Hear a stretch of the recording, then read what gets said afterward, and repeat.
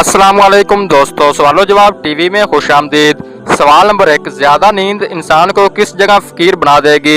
आपकी ऑप्शन है ए घर में, बी बाजार में, सी महशर में या ऑप्शन डी ससुराल में।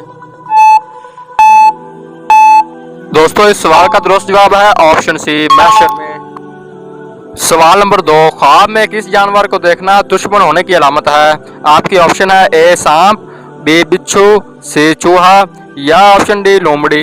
दोस्तों इस सवाल का जवाब जानने से पहले मेरे चैनल को सब्सक्राइब और बेल आइकन को जरूर दबा लें।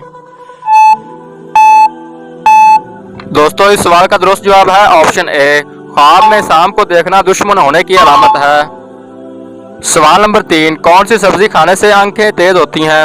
आपकी ऑप्शन है ए भिंडी, बी टमाटर, सी करेला या ऑप्शन डी तोरी।